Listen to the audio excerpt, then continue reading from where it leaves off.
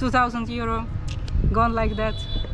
Main camera for this channel gone like that. This is a story of our first time in Hanoi, Vietnam. We will show you our hotel, local food, have a walk around both expensive area of Hanoi and the local market street, as well as a famous train street. Let's check out how the city looks now after 2 years of restrictions, and yes, I got robbed on the very first day. Stick around to hear the full story. We arrived in Hanoi early in the morning and we saw that our hotel still has the breakfast, so even without changing the clothes we decided to check out what they have for breakfast. And we both have been missing our Asian food for quite some time. In Turkey we didn't have much of it, and at the restaurants where they did have it, it was quite expensive. So for breakfast at this hotel they had both Vietnamese food options and Western food.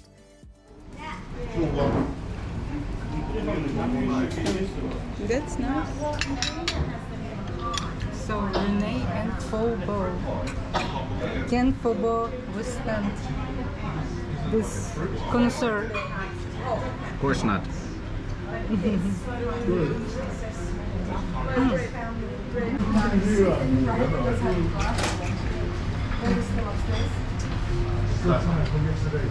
It's a good one.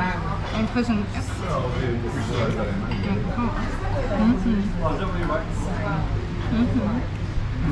So it's approved? So this is our nice little room in Hanoi. It is quite small, but I would say it's cozy. Especially for the price, it's really good. So we do not have a normal window, only this small one, so no natural light, but the ceiling lights are good. Another downside of living in Hanoi city center, old city, is you can still hear honking outside, so don't forget your earplugs. Positive of this room, it's really clean. I don't see dirt anywhere, they clean it nice, and the furniture looks nothing too fancy, but it looks good. The walls are clean. We have air conditioning and even a small ventilator. And the bed is nice. I do like it. It's not too hard, not too soft. It's on the softer side, which is not always in Southeast Asia as well. And the thing about it's quite short, so we barely fit on it. So if you're a very tall person, you might be a bit inconvenienced by it. Which is the case in basically the whole of Asia. And yeah, I will repeat again that it does look very clean, and the bathroom looks very clean. No smells, no damp or something like that. Something that happens. They also clean it very good. I don't see anything, no like extra hair or something. Yeah, it does look modern, and small fan, which cheap hotels don't have. And about the price, actually here in Vietnam you can find something for a really good price. It's about 30 to 35 US dollar. Yeah, something like it. So we decided to not be too stingy with the hotel and go for at least a $30 one. And so far we are happy with it, I would say. Yeah, so this is our home for 3 days, and then we are moving to the next destination in Vietnam where we stay for a month. And there we will explore more and tell you all about it.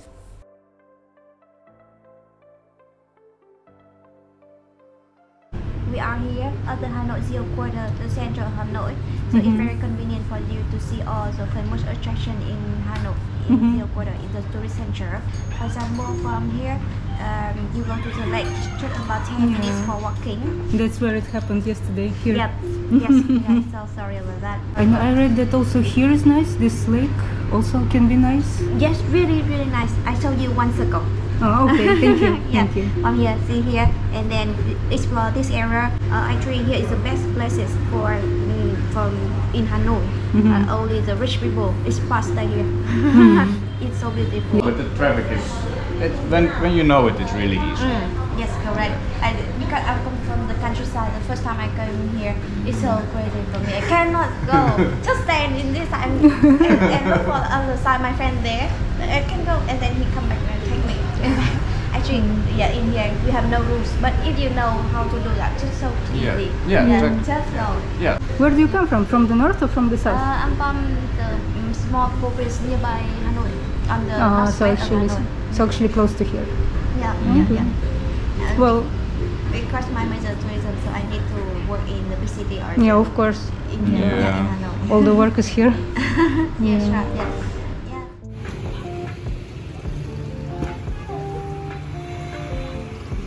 So this lake is quite popular in the city center of Hanoi, and we see already here some guys, local guys are fishing, even guys that work at Grab. Just as we've been told, around this area more rich people are living, and you can see from the buildings that are surrounding it. I also read that many foreigners who are English teachers who work in Hanoi, they live around this area. And alongside these beautiful and rich looking buildings, you can also see local eateries and buildings who are looking very old and quite shabby. The cars are parked right along this street, and the street itself is already quite narrow, but yeah, there is just no other parking options from what we saw, so people are parking how they want. You can see the local eateries all along the street.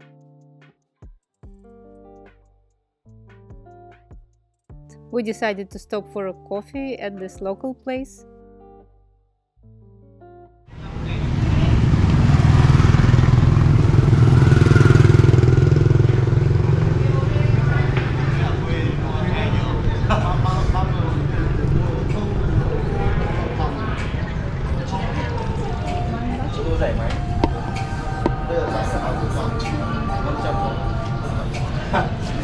Which one do you want?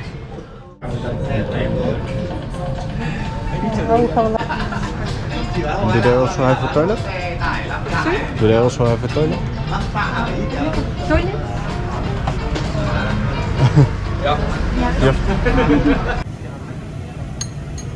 It's quite strong. It's really strong. I'm making that YouTuber face. Yeah, it's strong. It's not like in Starbucks. I like it. It has a different bean taste. The beans taste differently.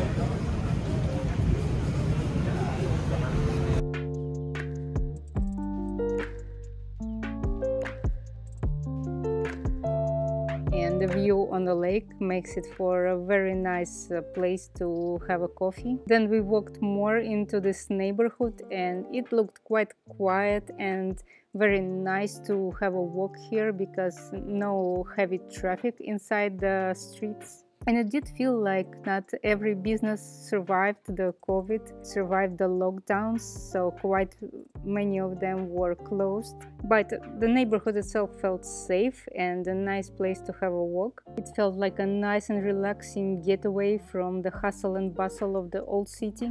So we are searching for some banh mi to fill our bellies. Yeah.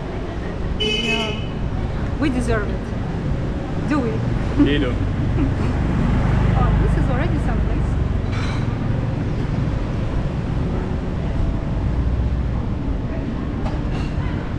But yeah, I don't see banh mi. Didn't see that many tourists here, only every now and then, even though it's quite close to the old city. But I guess the tourism is not yet fully recovered after all the restrictions. We also didn't see many people wearing masks, maybe locals sometimes, but not the tourists. So it looked like that there is no rule, no obligation to wear a face mask anywhere. So we couldn't find the food that we wanted, so we decided to just go inside a small corner shop, Circle K, to check out what they have for snacks. Oh, they have all the snacks.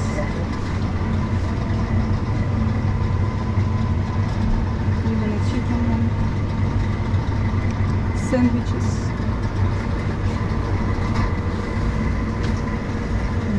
All kinds of Asian snacks.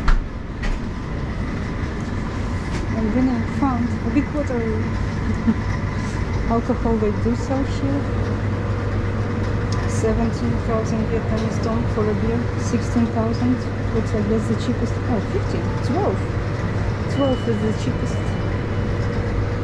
Cocktails, Korean. European beers. Heineken, Dutch beer. So we settled on trying the steam buns. And we chose to sit by the river at this nice location. And you're gonna eat what? Yeah, Show us. I don't know the name anymore. But It's a steam bun. it's a steam bun. There should be meat in it.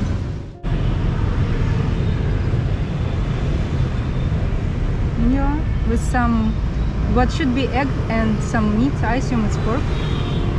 Looks more like porridge, but Porridge? Tastes like porridge? It should be pork by the looks of it. Yeah, it's meat.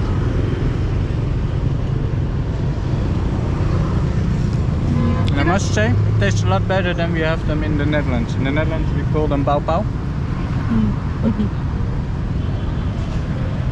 They are nice. I also like to eat them in Thailand. Just leave something for me. Don't forget you're married. That means sharing everything. For better, for worse. Yeah, recently we already shared the worst. So, moment of truth. Will she do it?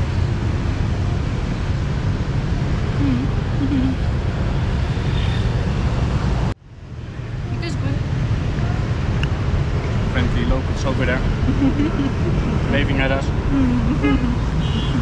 We give it a 5 stars on our... 4.5, I'm sorry. Aww. For Bob gets the 5? Yeah.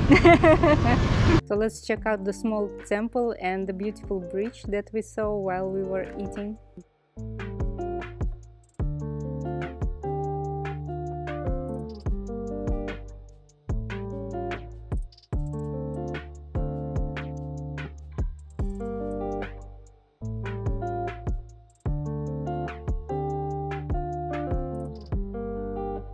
So you are leaving a donation?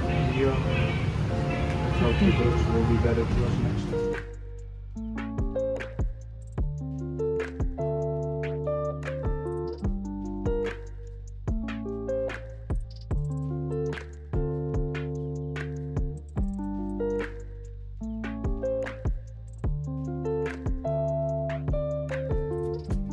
On our first day out of Turkey, we already found a doner kebab right here in Hanoi.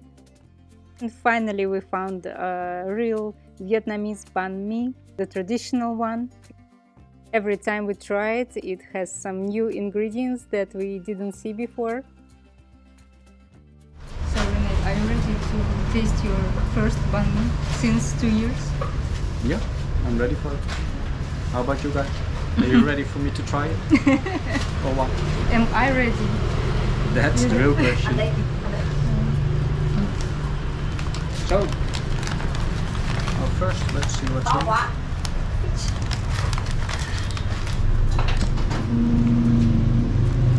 So there's some meat. This is shredded chicken, I think. Yeah, some cucumber.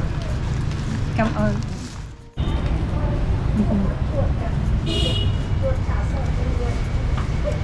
The bread is nice and fluffy. Nice and fluffy? Nice and fluffy. The inside is nice. Banh mi approved. Good.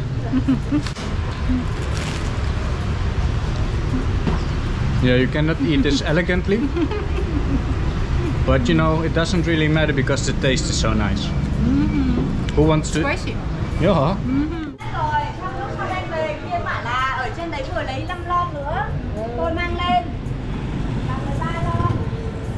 Hanoi is really a city of contrasts, and right beside the back streets and the markets you can find some beautiful sights. For example, this is Ho Chi Minh's mausoleum.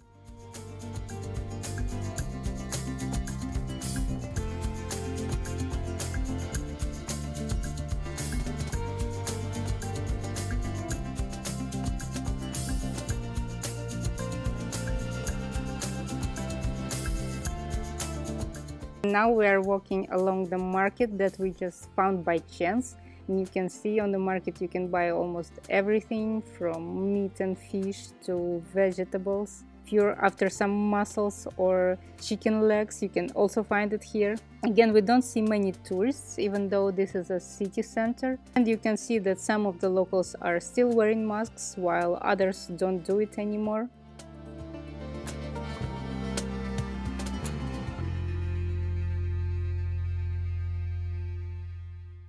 One of the most popular attractions, and it's actually been recently on the news, is the famous train street. And it's famous because an actual train several times a day goes right between these buildings, and people even opened cafes on the ground floor so spectators and tourists can sit there and watch the train passing by. But recently it's been on the news that the cafes have been told that they have to close down for safety reasons. And when we were there, we actually saw one cafe open where some tourists were sitting, but not much more than that.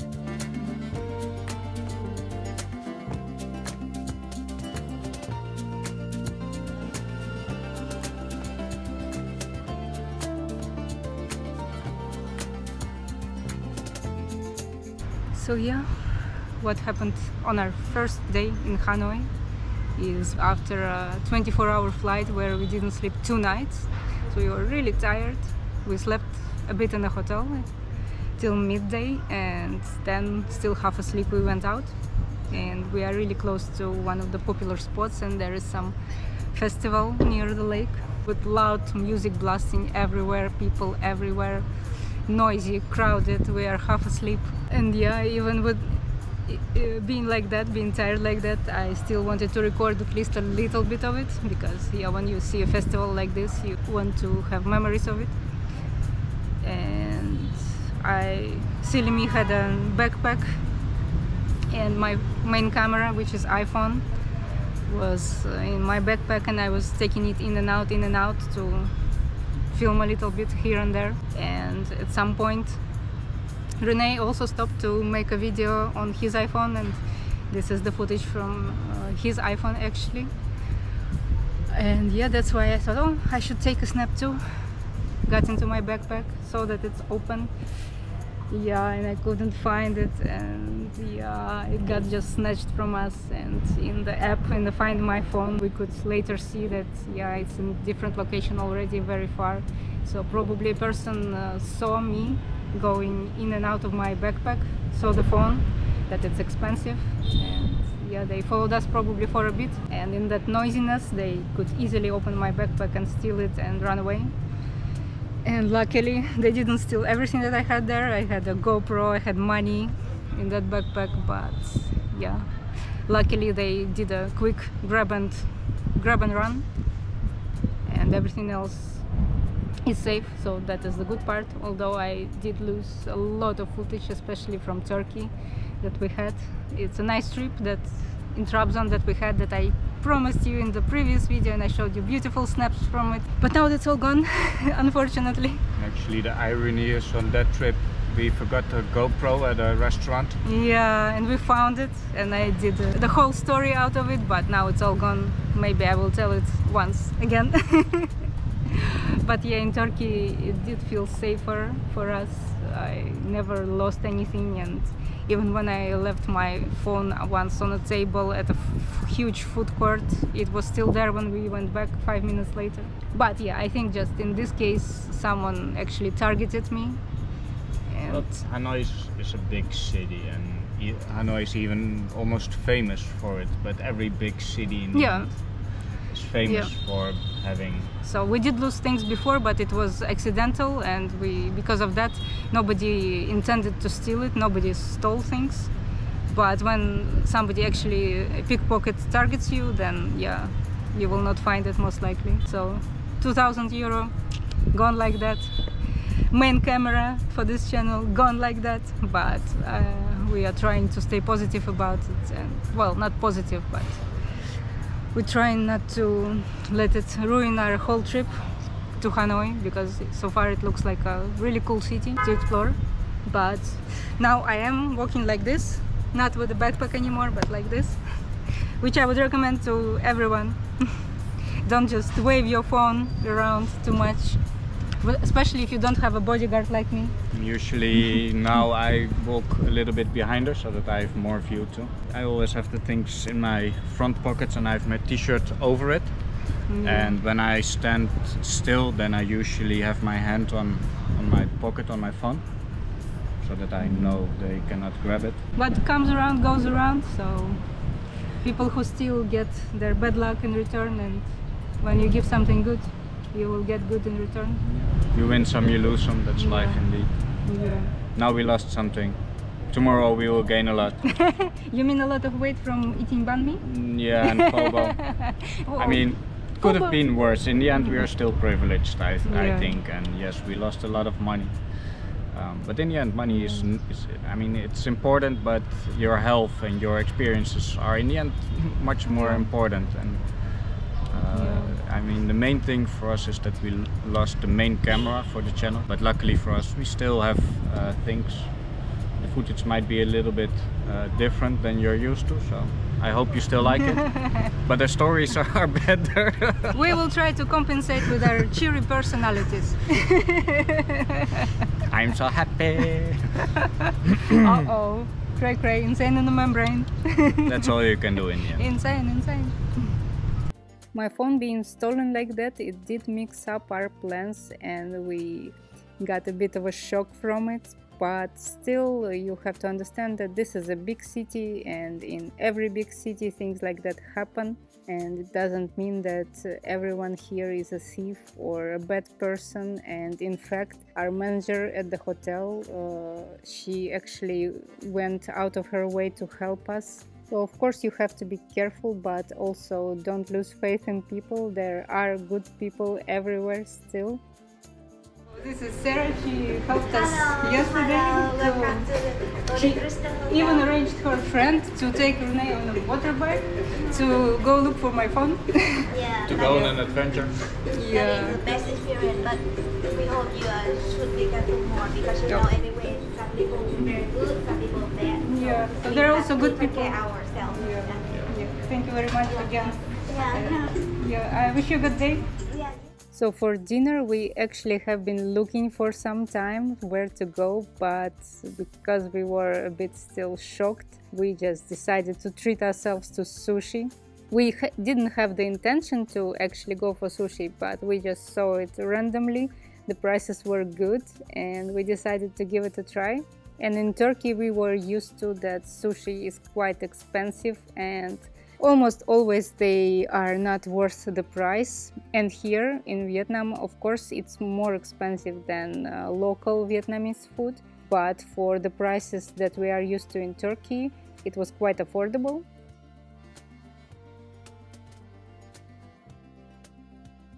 This was our first day in Vietnam, and if you want to know why did we leave Turkey, check out this video. And in the next video we will show you the cost of living in Vietnam now. And if you want to see it, give this video a thumbs up and subscribe to our channel. Coffee culture is a big thing here in Vietnam, and we were surprised to find out that actually Vietnam is the second largest producer of coffee in the world. So let's start our day with a cup of coffee, and we are now in Da Nang, Vietnam, and we went into this nice coffee shop, which are plenty all over Da Nang and in every big city in Vietnam. In busy areas you literally see them at every corner, the coffee shops. And so far everywhere we went to, the coffee was very good and quite strong. Here in this place we would say that prices are not the lowest but not the highest too. And they did have plenty of choices. You can literally have any coffee that you want, and also some Western options for food. And in general, of course, Western food in Vietnam will be more expensive than local options. What we noticed about that place is that many people come with their dogs and children. There is even a small playground area. But other days we went to a different coffee shop that is actually closer to our apartment, and their coffee was just as good, and it was one of the cheaper that we saw in Da Nang. And it was also very affordable. Also for digital nomads and in general remote workers, most of these coffee shops, they are accommodating to people who want to work on their laptops. Here we tried coconut coffee and it is quite a tasty drink. We are Olga and Rene. We are looking for our forever home, now exploring Southeast Asia. This video is about Vietnam and what kind of life you can have here in Da Nang City. We'll show you street food prices as well as more expensive options you can get, talk about apartments and hotels, bike rentals and other expenses that you might have here as a foreigner. On our first days here in Da Nang, we already found a local market just by walking around. You of course can buy fruit, vegetables here, even meat and fish.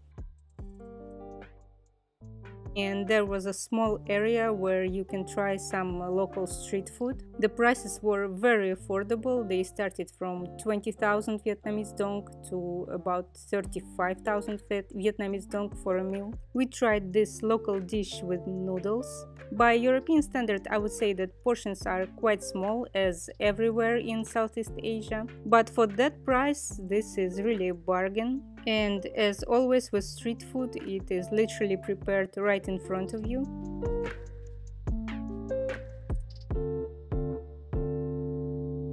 Just ate. We saw fruit smoothies. So Rene, your first ananas mango smoothie in Asia.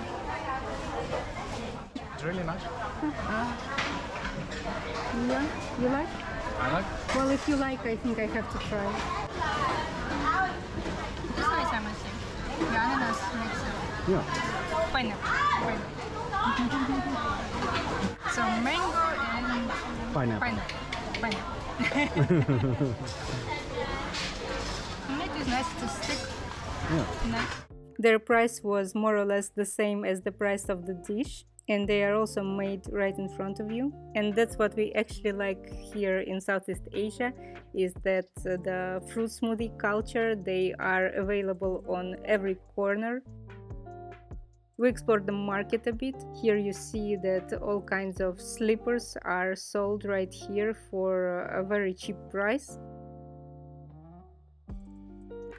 And Rene decided to buy fruit, dragon fruit and mandarin. We don't speak Vietnamese of course, but still finding out the price and negotiating was relatively easy. We more or less did not negotiate and just paid what we've been told. Usually how it goes in markets like this in Southeast Asia is that they either show you a price on a calculator or they show you the actual money, so the actual banknotes, and they expect you to give them this amount. As to the prices, we would say that dragon fruit is of course very cheap, but mandarins are not as cheap as we were expecting them to be.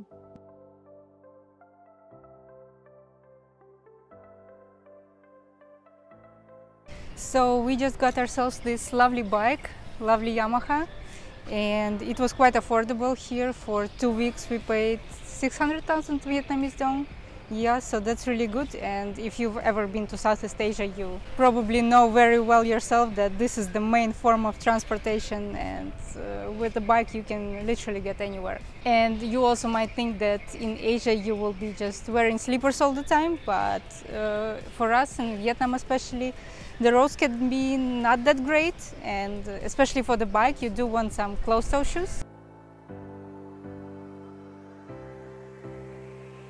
So yeah, we hop on a bike and go to the beach. Da Nang is a beautiful coastal city, and most of the good apartments for foreigners are not very far from the beach. And all along the beach there is also a promenade where you can go for a walk anytime you want. But the sea itself, it's not really for swimmers, it's more for surfers, because the waves are normally quite strong. You can also work out by the beach. And because the portions of local food are not that big, we had a second snack. It's a traditional Vietnamese sandwich, Banh Mi. Here we found them even cheaper than we had them in Hanoi in our previous video. And these sandwiches are normally sold on the street as a snack, which makes it quite convenient because they are tasty and they will fill you for an hour, 2 hours maybe.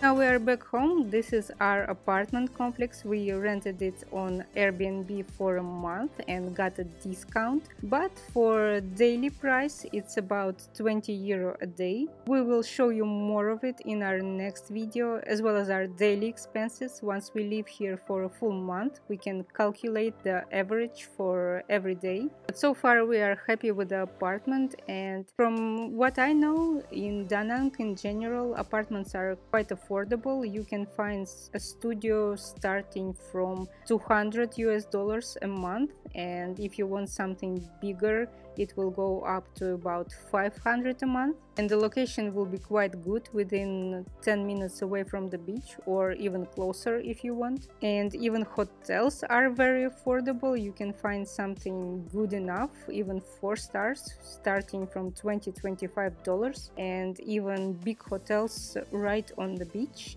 they can be about $50. And we checked out, for example, Hilton, a premium hotel. It's only about up to $80, maybe $100. For dinner, we will go to this nice cafe. We are actually revisiting it from our last trip to Vietnam. It's called Pokemon, and they make really good Pokeballs. They will be on a more expensive side, but still for Western prices they are quite affordable. And we already ate there several times, and we can testify that their food is quite good. You can even make your own bowl and choose your own ingredients, the ones that you want. That will let you make your own bowl as spicy or as not spicy as you want.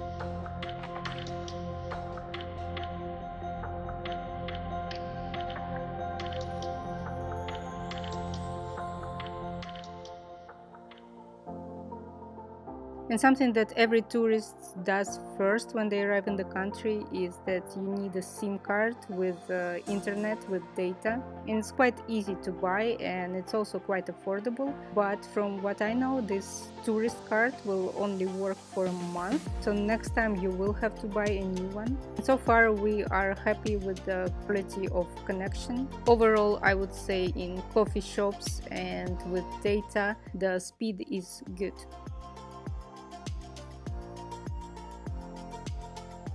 And if you need to do the laundry, if you're staying at a hotel or an apartment where you don't have a washer, doing the laundry here is quite affordable. This is one of the prices that we saw, and we saw it even cheaper at another place for 10,000 Vietnamese dong a kilogram. But that day we were actually on a mission to get a haircut for Rene. He did do it last time in Vietnam, he liked it, so he wanted another one. So this barbershop we found just by walking.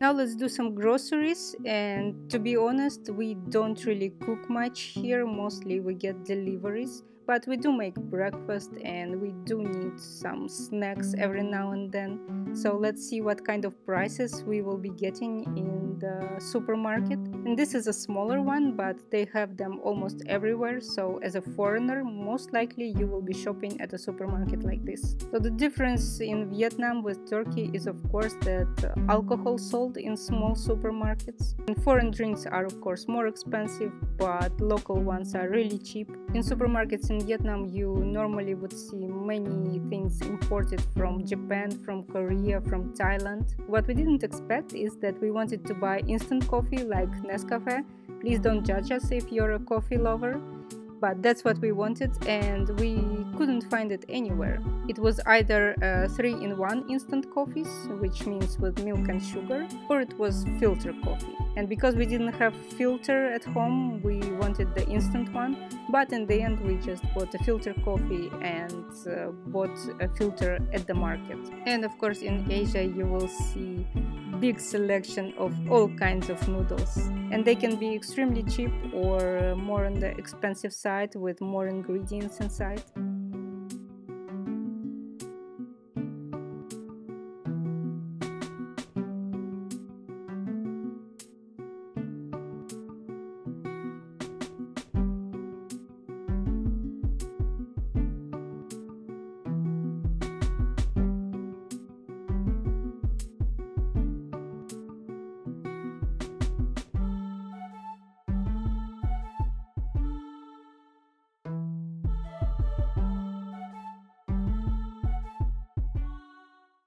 Imported Western products, of course, will be more expensive.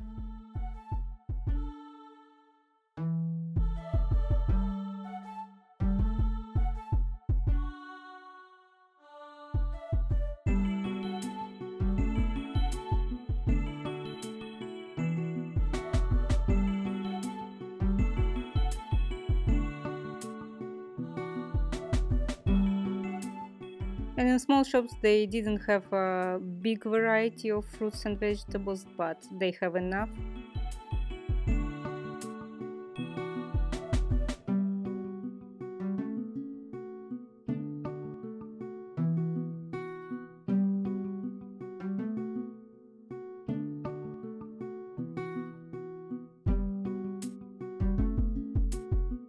And when it comes to meat and fish, there is also not that big of a selection. But again, we never cooked at home, so we never had to buy it. And that's, I would say, the major difference for us between Vietnam and Turkey, where we lived before, is that in Turkey we would cook at home. But again, here ordering is very easy and the food is still new to us, so we are not as used to it. And maybe if we were to stay longer than a month, we would cook more. So this is everything we bought on that day. As you can see, mostly it's noodles because they are quick and easy to make. We bought eggs, some chips and a couple of drinks.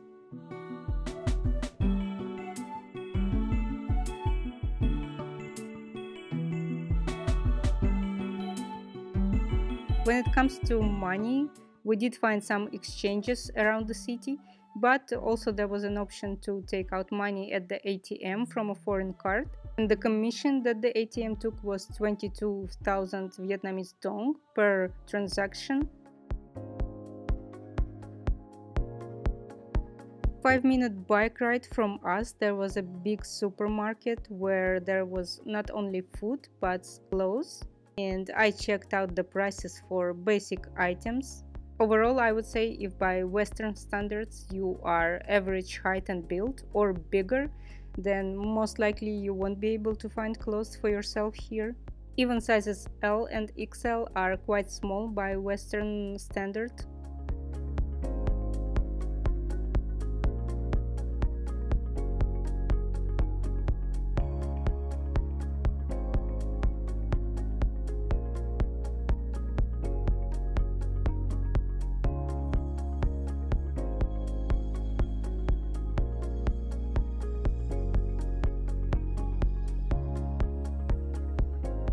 If you want to see Hanoi, Vietnam, and you want to know how it is there right now, check out our previous video.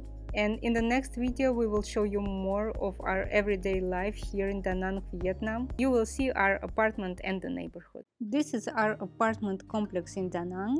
It has 8 floors and we are on the top floor, right next to the rooftop pool, and the neighborhood is very close to the beach and touristy area, but it's also quiet here and the neighborhood has a local feeling to it. We will show you more of it and take you to the beach, as well as share our expenses for living here a full month later in the video. So yeah, this is our home for a whole month. And it's a small one, but we do find it cozy. It's a studio, but it has everything that we want a small kitchen, even a kitchen stove, although we must confess that nothing is going on here. Don't look. Well, no. So you're telling me that we are not using it? Well, that would be a lie. We cook breakfast, but other than that, we always order. So, and that's how it usually goes in Southeast Asia. Ordering is cheaper than buying groceries yourself. Although we will go to a supermarket a bit later, and I think it's a good one, and we do buy some basics there, like fruits, vegetables, eggs, stuff like that. So a nice, quite wide bed, but again, not very long, but for us it's good. We fit. Yeah, so the bed is nice. It is quite soft, which I think I like. Yeah, I like it too. Yeah. So what else do we have? It is a desk, but I think it's like a vanity thing with a mirror and everything, but we don't use it. And yeah, we unfortunately use all the chairs for our clothes because there are not enough hangers, unfortunately. And the good part that we have is this full-size window, which I like. And right now it's a bit raining, but we just had the cleaning, so we can present this nice and clean. Cleaning is twice a week, and it's actually included in the price on the Airbnb. Yeah, and we even got the washing machine, which is nice. But quite often in Southeast Asia, you can find them in the building. So it will be a coin machine, you just put in the coin and wash it yourself. Usually on Airbnbs, if it's in Southeast Asia, you don't have to worry about the washer that will be in the apartment. Or in our previous video, we showed that laundries everywhere and they are quite cheap. So you don't have to worry about that much in Asia. And this is where we sit.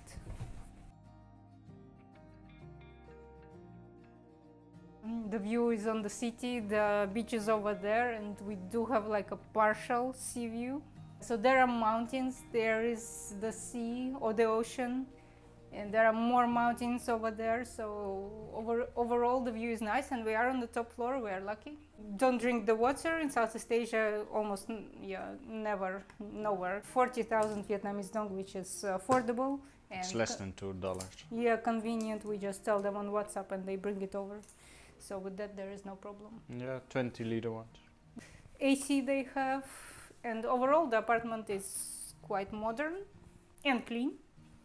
But if you like look closer, you do see was already some renovations. Yeah, so if I were to think, do I want to buy an apartment here, I would probably decide not to, because seeing that these apartments are quite often new-ish, so like 1, 2, 3, 4, maybe 5 years old, but already the walls have some cracks. They're cheap to fix, but still they wear out quite quickly, so to me it looks like the construction quality is not very good overall.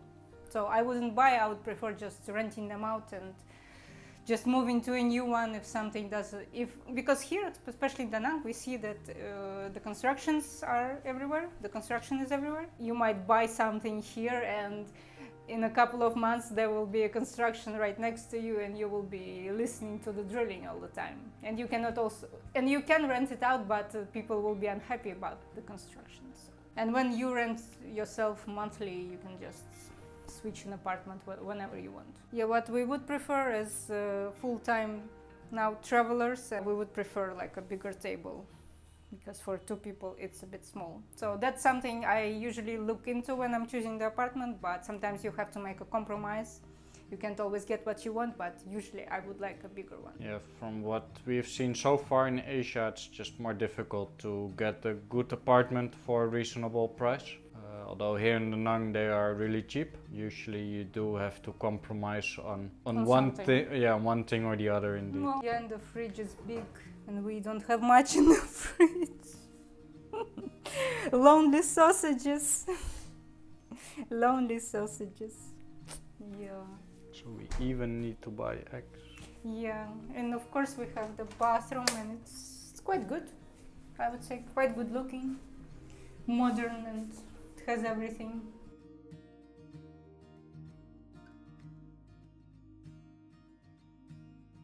As I already said, we have a rooftop pool right next to our door.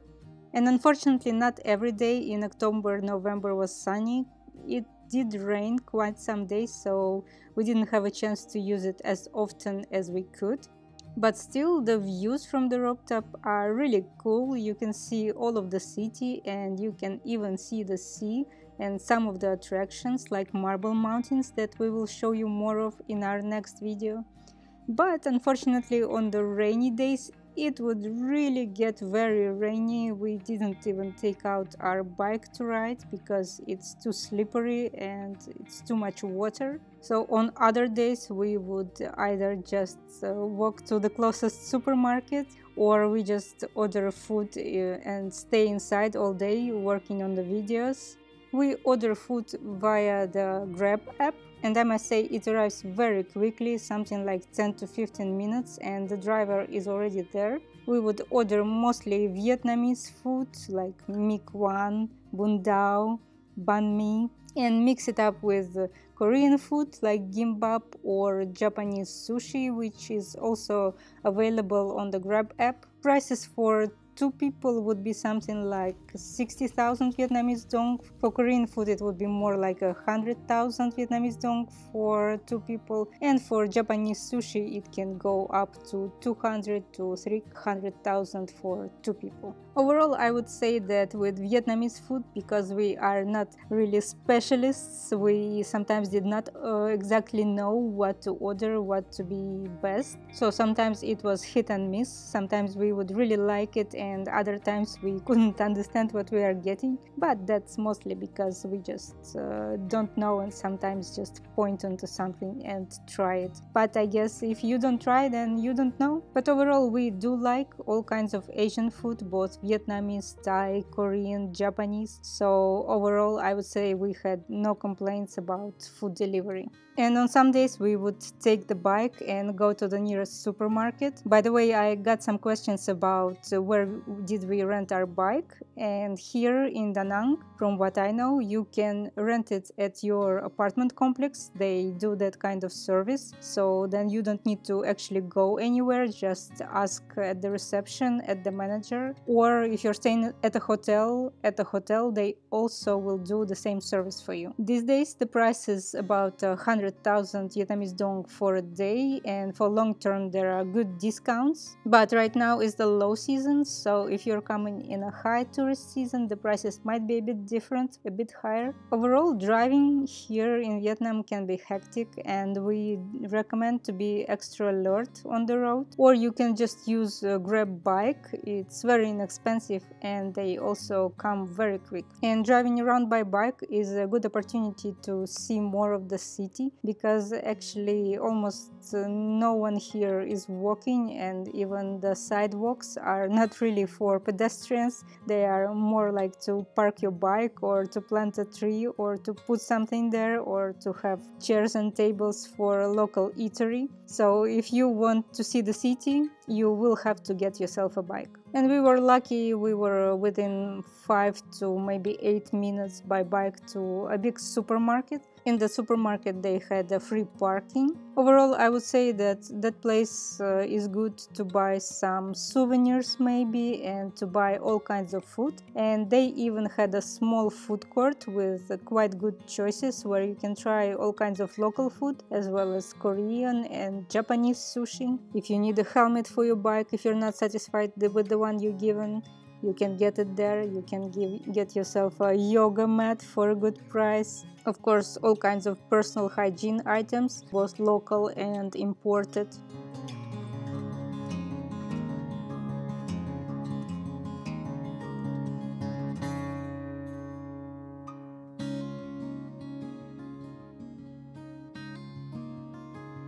They had a big fruit and vegetable section.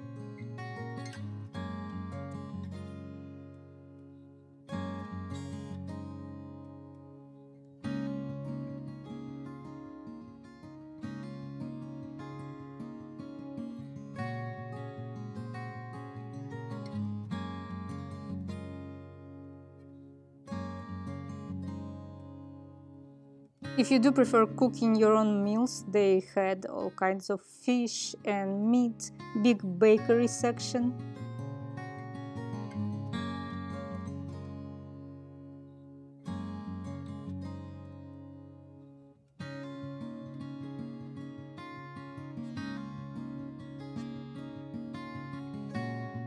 And here is the food court. Here you can see the Korean gimbap and Japanese sushi, as well as Vietnamese food. The prices are very affordable and you can eat it right there. You can even buy ingredients for a soup all packaged together, and they would give you a kind of an electric hot pot and you can make that soup right there. Of course, this is also a noodle heaven. You can buy both Vietnamese and Korean and Japanese noodles. And for me personally, just walking through supermarkets like this, you can kind of peek inside of the local culture. For example, what kind of food they eat, what kind of sauces they like. And it's just very interesting to take a look what kind of things they are selling at the supermarket that you have never seen before. Big selection of teas and coffees, although most of the coffees that I saw were either 3-in-1 instant coffees or the filter coffees.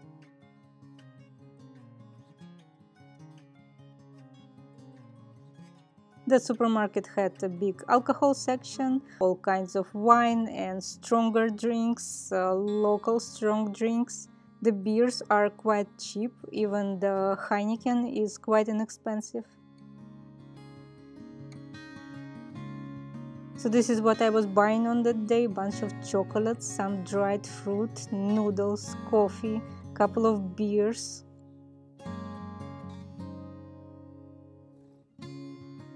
And this was my total bill on that day. So we are back on a motorbike, and this time we are going to the beach. It takes about 5 to 10 minutes on a bike to get there. This is one of the liveliest touristy streets near the beach in Da Nang. Many hotels and restaurants are here. It's also a very busy road.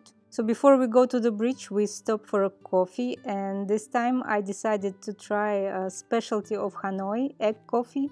We wanted to try it back in Hanoi, but because what happened, we didn't have the time. We instantly forgot about everything that we wanted. But here in Da Nang, we could also find it in some of the coffee shops. This coffee shop is called the Local Beans. The ground floor and the first floor are for people who want to drink coffee, maybe sit on their laptops and chat. And the second floor was actually a co-working space. It was very quiet here, so I think it's perfect for people who want to work. So Rene has always had a double espresso, and I had the egg coffee. I did hear that some of the bloggers who tried it as well here in Vietnam, they describe it more of as a dessert, and it is quite thick. But what I discovered is that the actual coffee, the espresso shot, is at the bottom, so you do have to stir it really good, and maybe on the top it does taste like a dessert, but by the end of it, it is a coffee. I definitely liked it and would try it again.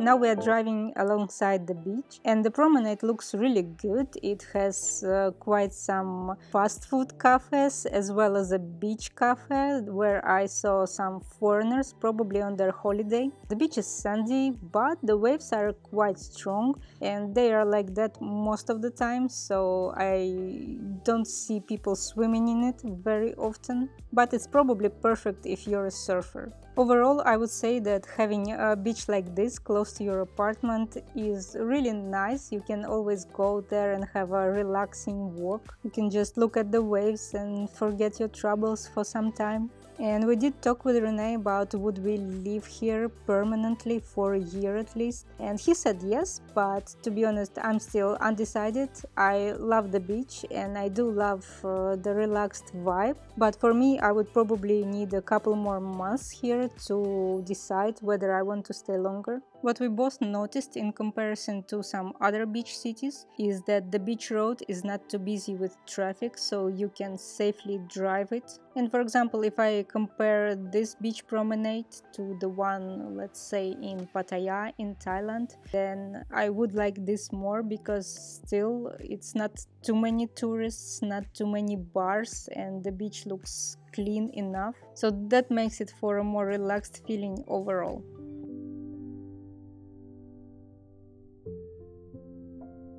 So, how much money did we spend here in Da Nang, Vietnam, living for a month?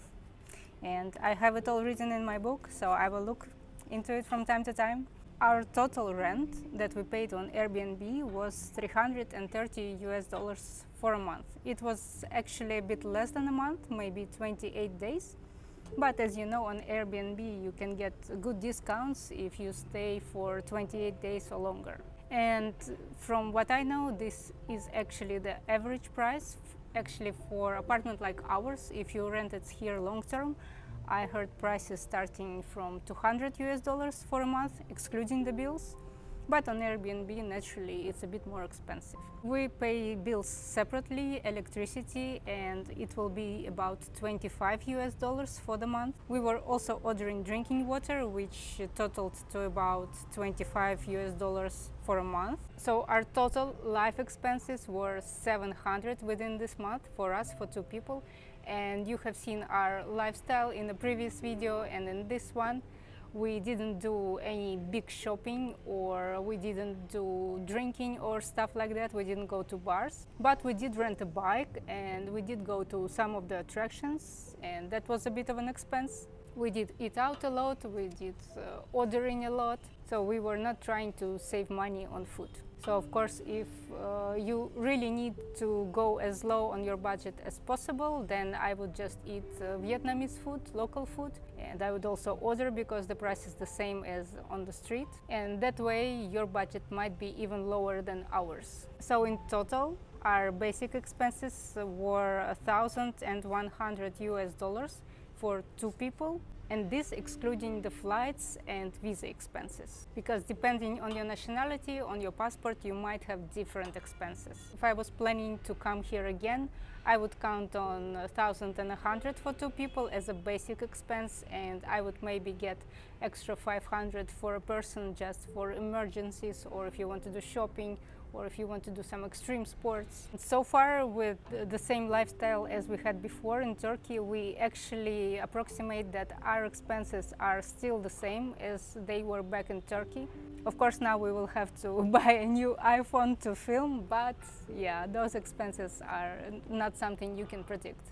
If you missed our previous video, there we tell you exactly how much we are spending on food and on bike rentals, as well as some other expenses. And in the next video we will show you how beautiful Da Nang is, and we'll take you to see some of the attractions. Da Nang, the city that will always hold a special place in our hearts for many reasons. It has so much to offer. Great food, stunning nature and natural sights all around, friendly locals and so much more. Da Nang is a big city in the middle of Vietnam, but it has a small village vibe about it. So let's find out why we fell in love with Da Nang and check out the must-see attractions, including the iconic Dragon Bridge, where you can see a fire show every weekend. The best way to get to all of the attractions is to rent your own bike or get a taxi via Grab app. Let's start with one of the most beautiful attractions in Vietnam. It's called Bana Hills. You can get there in 30 to 40 minutes by bike or by car. And the ticket price in 2022 starts at 690,000 Vietnamese dong. But I would say it is absolutely worth the money. You start with a cable car ride you have never seen before, and you will remember it forever.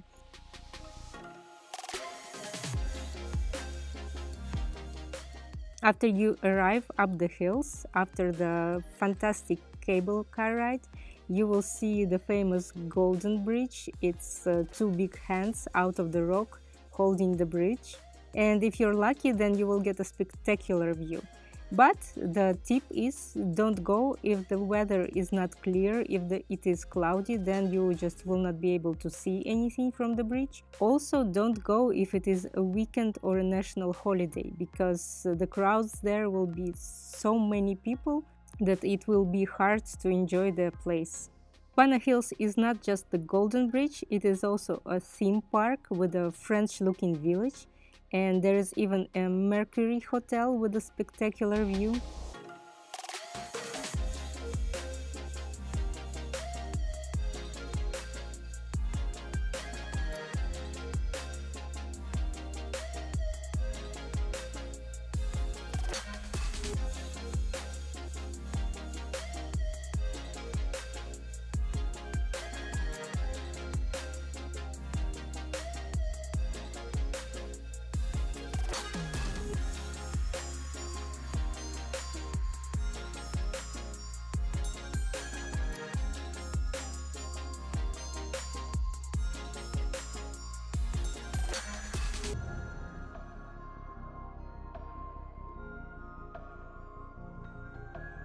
You can easily spend an hour or two in the theme park of Bana Hills.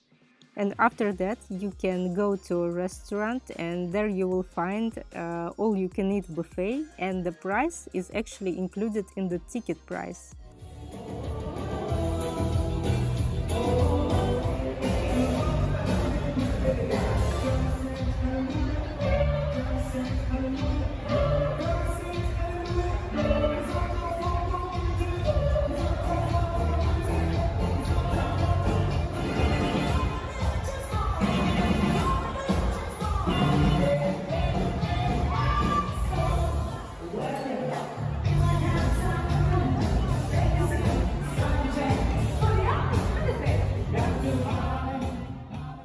Alright, so let's hop on the bike and ride to the next destination. Da Nang also has a beautiful beach, and that is called Maika, and it's right next to the main area where most of the tourists stay. This beach is on many different top lists of the most beautiful beaches around the world. All along the promenade there are cafes, bars and restaurants, and also places to do an outdoor workout or outdoor exercise. And in the morning and in the evening people are doing all kinds of sports on the beach.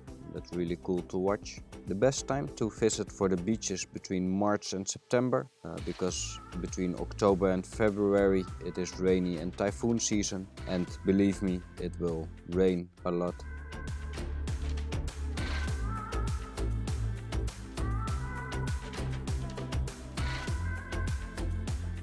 Alright, so it's time to hop on our bike again and go to the next destination. And from everywhere in Da Nang you are able to see this beautiful white statue, which is called Lady Buddha. And on the way there you can also check out the fishing village on the beach. And we actually had to take a detour because of the typhoon. The road was damaged and it was not repaired yet.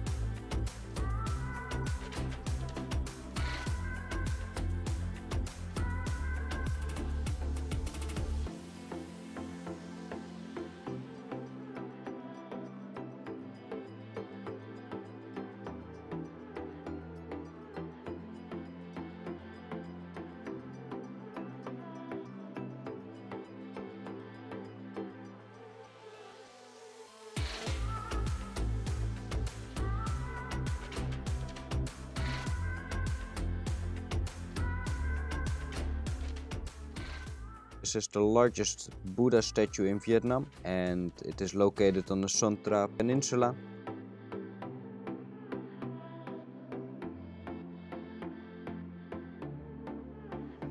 And when we were there were quite some monkeys, also really small, cute ones. Some people, however, do seem to forget that monkeys are wild animals, and they got way too close to them. Anyways, don't miss the Lady Buddha and the surroundings when you go to Da Nang, and it is easy and really fast to reach.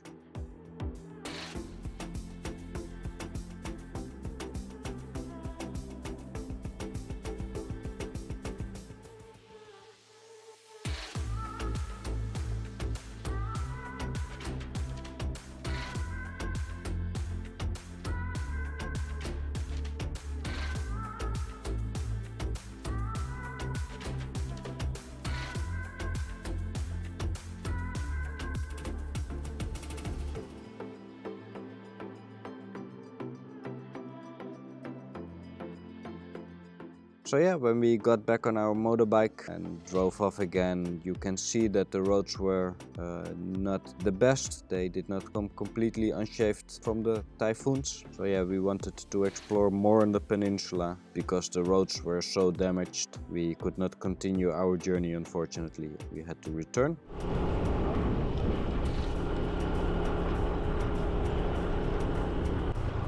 Power lines and everything. So where are we going? Somewhere over here. Maybe we go, maybe we don't go. Do we trust the bridge? Yeah.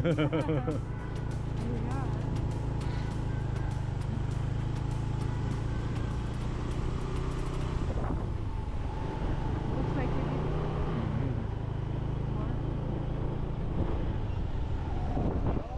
No?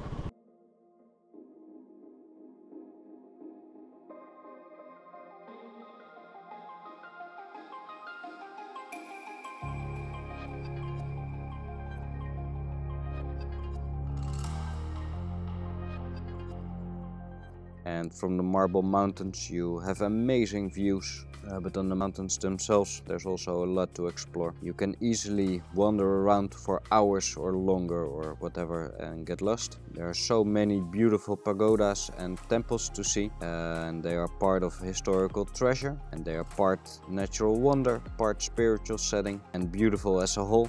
Absolutely a special feeling to the place.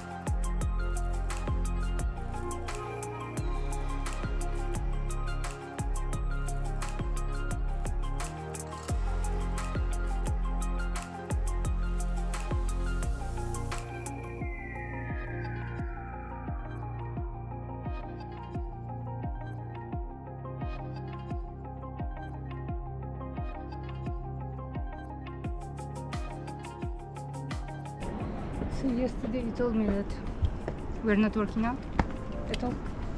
Yep, that's what I said. Now you have your wish. Maybe Yeah, no, now it's too much. Cut it out. cut it Cut it out. out. Stop it. Stop it. Stop it. Stop. Oh, this is cute.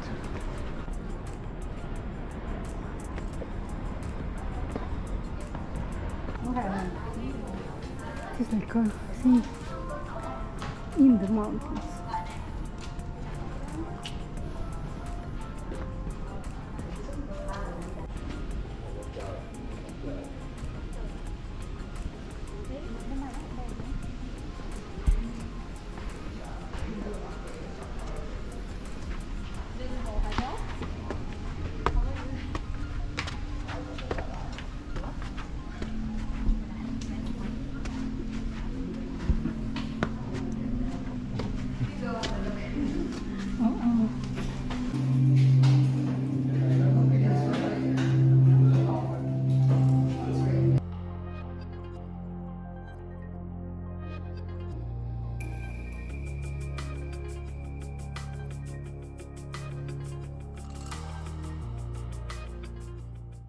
So now let's go to our final destination in this video, and you cannot go to Da Nang and not go to see the Dragon Bridge and be there before 9 p.m.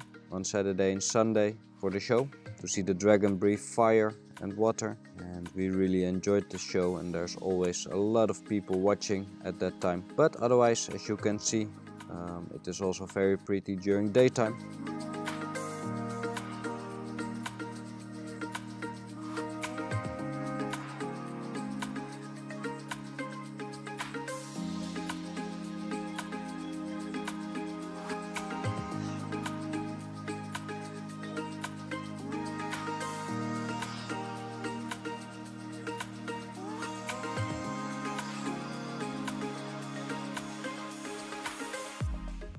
Hoi An is located on the central coast in Vietnam and is a UNESCO World Heritage Site.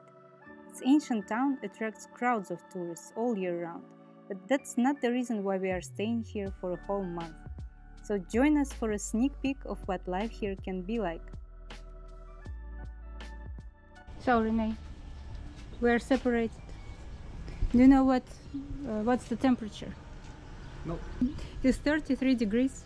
Luckily for us, not 40 like before. Yeah. And this is our new best friend. He's called Sua. Sua. We live really close to the ancient town and rent a motorbike from our hosts to avoid any problems that I talked about in the previous video. Right now, in 2023, we paid 120,000 Vietnamese dong for a day.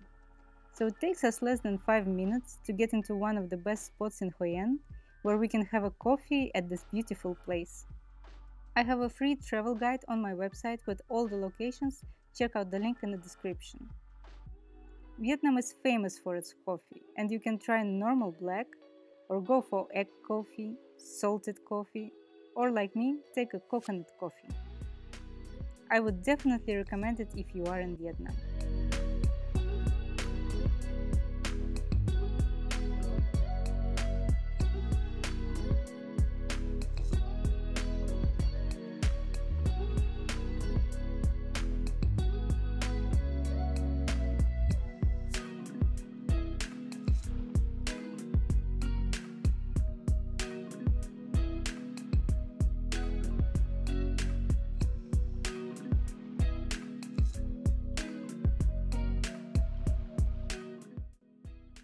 And just outside this coffee shop, we met a group of school children. How is Rene? Where are you from? The Netherlands. What day do you like?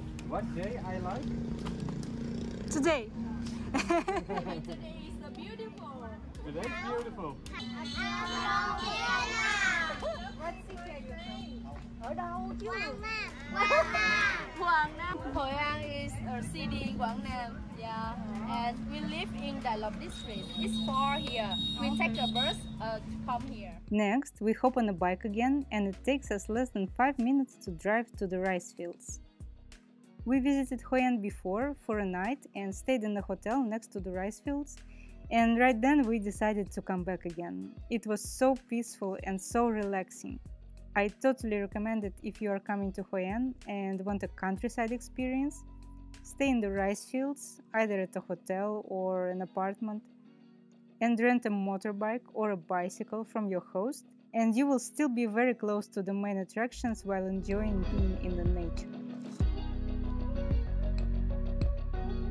Although when we were here in May, the rice fields looked greener and overall it was more picturesque. But right now in June we see a different picture. And of course during the rainy season you might enjoy the rice fields less. More about where to stay in Hoi An and the seasons is in my free guide, and the link is in the description below. So finally we made it to the beach. Many people come to nearby city of Da Nang for the beach and visit Hoi An for just a day trip to only see the ancient town, and we will show you it at the end of the video. But in my opinion, Hoi An is a perfect mix of great beach, beautiful countryside and culture. It definitely deserves at least 2-3 days. The beach itself is clean and nice to swim. And again, when we were here the first time, the sea was quiet and it was easier to swim. But this day is windier and the waves are stronger. But still, in my opinion, this is one of the best beaches in Vietnam I've seen so far, and it's great for a holiday. There are many sunbeds and beach cafes with food, drink, and of course, amazing views. I would say it's very easy to spend here a whole day, just mixing some swimming and sunbathing and relaxing at the cafe. And from what I saw, they had really good food.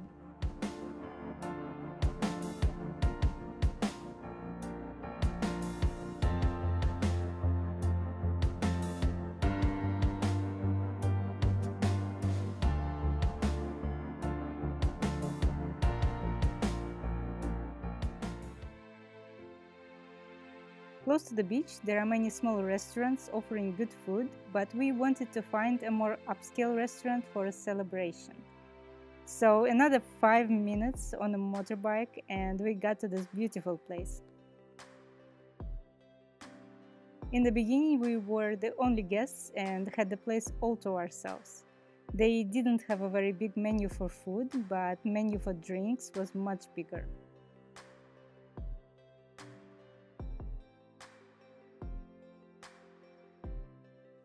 But still, the place itself has great ambiance and I would really recommend it if you're coming here, for example, for a romantic dinner.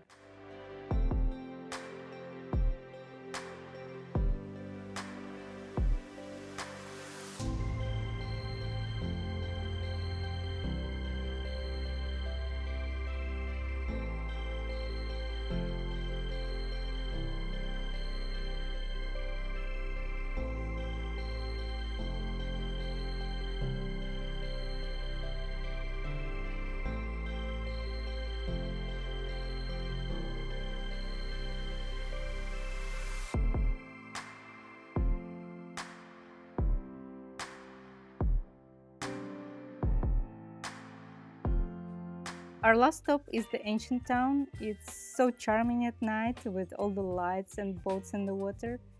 However, all the tourists will come here too. They will have the same idea as you, so expect big crowds. Baby, you give me ice and fire. You're giving me wind and rain. You're some kind of butterfly. If you want a late night snack, I recommend visiting this Banh Mi place, which is one of the most popular in Hoi An, and it is right at the entrance to the ancient town.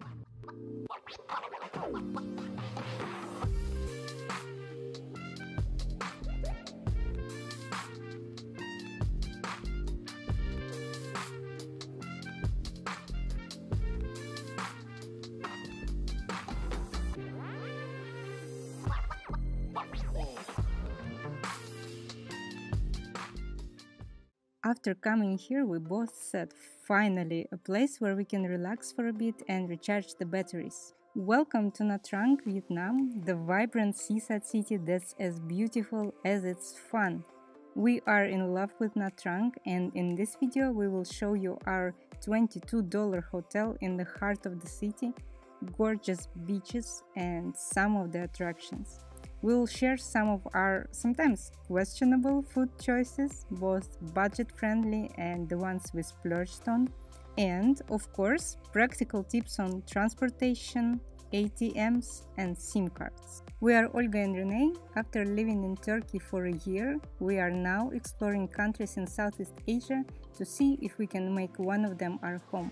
This time we flew from the Philippines to Vietnam with a layover in Ho Chi Minh City. And if you have a similar flight with the same layover, you will probably need to activate your electronic visa, so you have to always make sure that the layover is at least 2 to 3 hours or more. What we see almost every time at the immigration in Ho Chi Minh City, it's always busy and the queue was about an hour this time. Next, we are at the domestic part of the airport, and I must say the food choices there are quite good, so you don't have to worry about that. The flight to Nha Trang from Ho Chi Minh is really short, about an hour, and when we landed, the airport name is actually not the Nha Trang, but it's called Cam Ranh International Airport.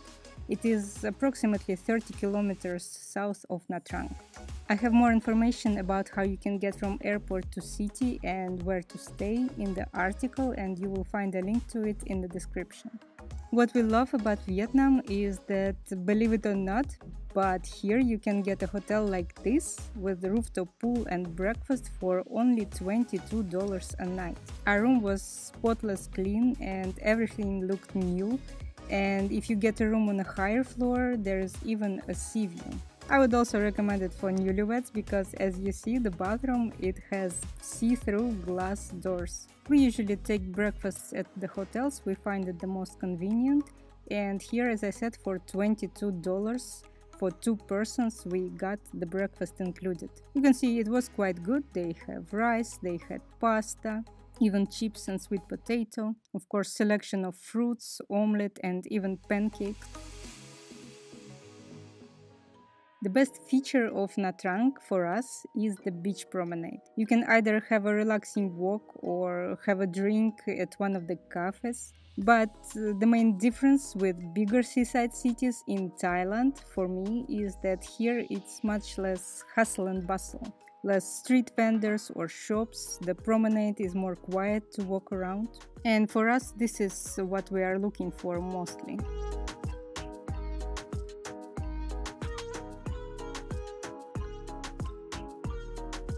Nha Trang is also famous for its beaches, but be prepared that if you come to Nha Trang during low season, most of the time the waves will be strong and going into the sea won't be safe. You will see a red flag on the beach and the guard will be checking up on those adventurous guys and girls who are trying to get into the water. You can still chill and swim in the rooftop pool at one of the many hotels in Nha Trang, offering stunning views. But if you really want to swim, I would suggest that you come during the high season, which is from June to August, but also be prepared that it will be much busier with tourists at that time. And for reference, we are here in February, so you can see how Nha Trang looks like in the last month of the winter. Vietnam is famous for its coffee, and in every city you will find many coffee shops.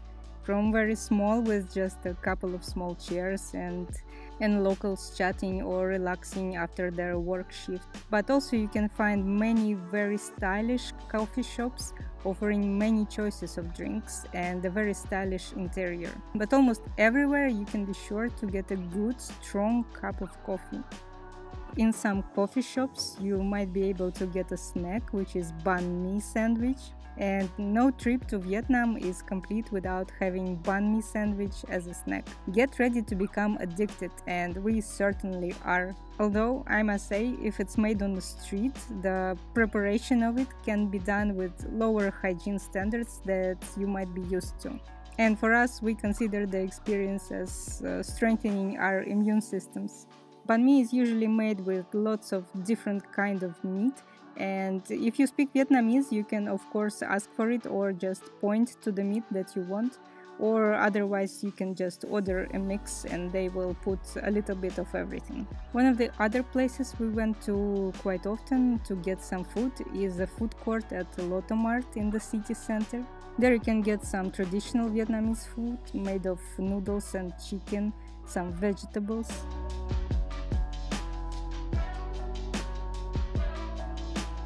Also we saw there is Korean food and Japanese food, a selection of sushi. They are of course not to the same standard as you would get at a fancy Japanese restaurant, but we think they were quite good still, and for affordable price.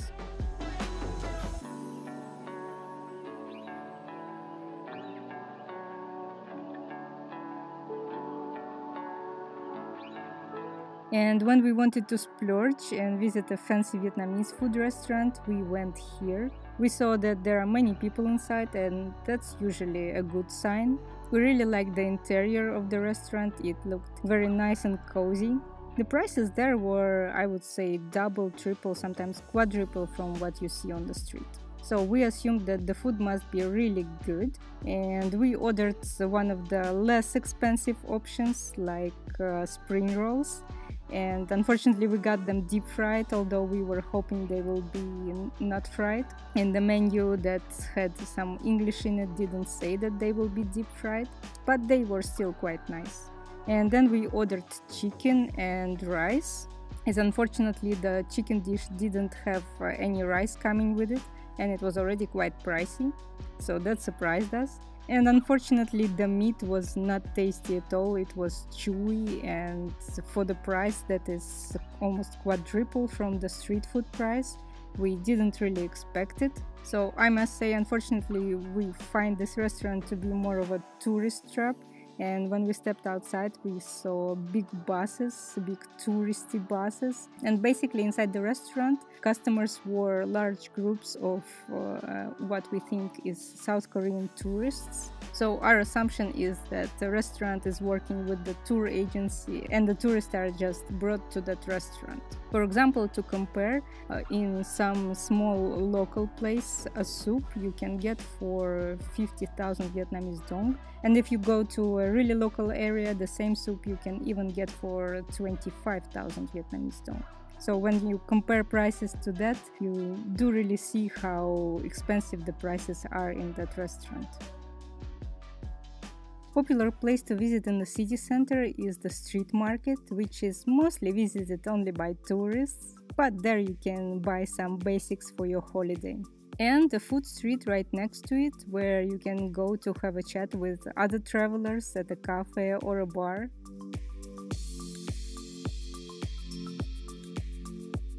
On a sunny day, we tried to get into water to have a swim, but the waves unfortunately were too strong. And actually, when the days were a bit cloudy, it was good to work out at the beach. Or we even went to a local gym where for one day pass we paid 50,000 Vietnamese dong, each of us. So what about attractions to see in Nha Trang? There are not that many attractions, but there are still some that we would recommend seeing. The first one is Long Son Pagoda. It is a Buddhist temple and it's located on a hill and offers panoramic views of the city. And the temple also houses a giant white Buddha statue that stands at 24 meters tall.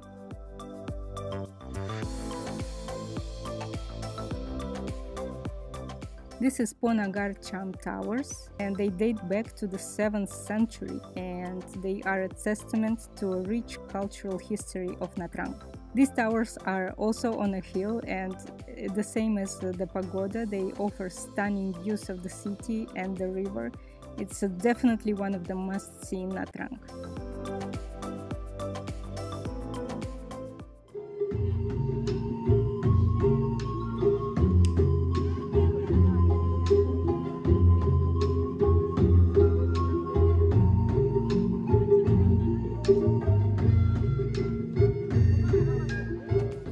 We also recommend visiting Nha Trang Mountain Church. Be prepared that closer to 5 p.m. you cannot go inside anymore, so make sure you are there earlier.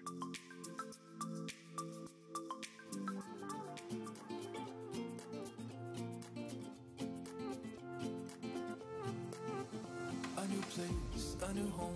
For a while, let me feel alive. Nothing to hold me back. Take my time, just enjoy the ride.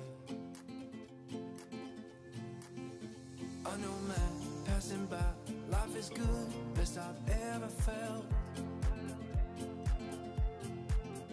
Get me up, somewhere new, somewhere I can find myself.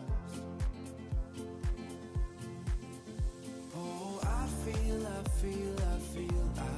so alive. As I reach out. And last but not the least, we had really good sushi in Nha Trang. We decided to splurge on another restaurant again. This one was recommended to me by a friend, and on the pictures actually it didn't look like much at all. So we didn't even think of making a reservation or anything, but because of that we could only get a seat right next to the chefs. All other tables were reserved, but after all, sitting there was really cool because we got to see the chefs work, and our sushi were really fresh and really tasty. So if you want a treat, I would definitely recommend this place in Nha Trang.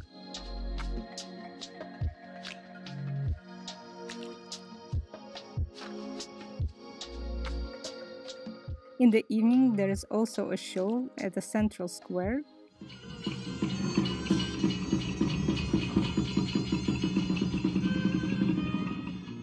Be prepared though, because in Vietnam there are unfortunately many pickpockets, and for them this is the perfect opportunity to steal something from you, so watch out for your belongings when you're visiting something crowded like this.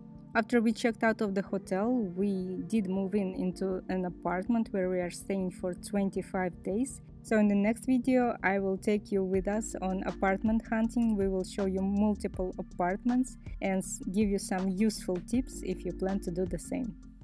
So the first apartment that we saw in Nha Trang was located right in the middle between the northern part and the central Nha Trang. It's actually like on a secluded island. And we had very high hopes for it, and you will see why. So when we found it online, in the description we could see that it's basically in a private resort. So there is all the facilities of the resort, like the beautiful pool and the open gym. And the buildings themselves were right in between beautiful mountains. And the reviews, the most important, the reviews were fantastic. So we were already seeing ourselves living there. And then we got showed a couple of apartments. So you can see in the first one there was a washing machine, a small kitchenette, and this is one of the bedrooms, and the view outside is really nice. It's not a high-rise. So you can see the river, you can see a bit of the mountains. It was really nice. And the second one was one bedroom, but the view here was even nicer. You can see again the lake and the mountains. And finally, the kitchen table is actually next to the window, not in the dark zone.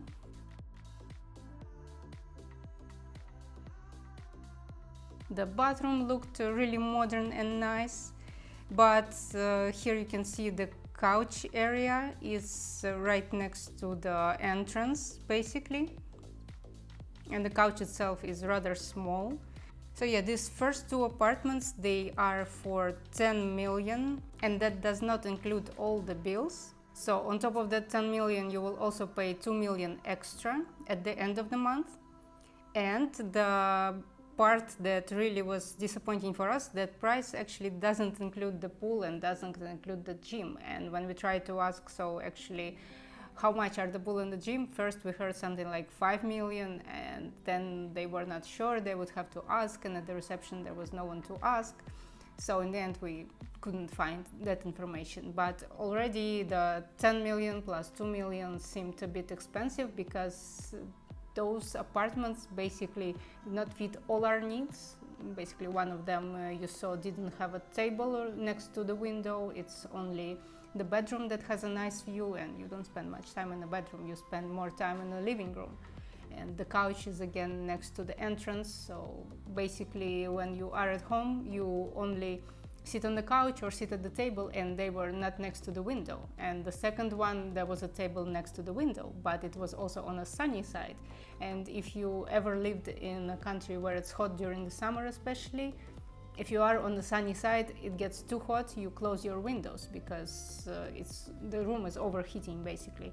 So in the end, in both of those rooms, they were relatively pricey for Vietnam, but basically we would have had to either sit in a darker part of the room or always close our windows. One of the rooms didn't have the closet, so you know, it's the little things that you want to be already fixed and set up for you when you are staying only for 1 month.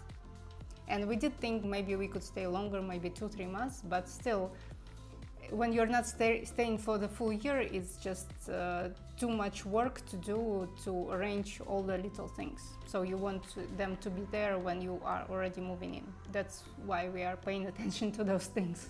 And finally we are shown the third room, and it's actually cheaper for 9 million. But the first thing you see is that the table and the couch again right next to the entrance in the dark zone.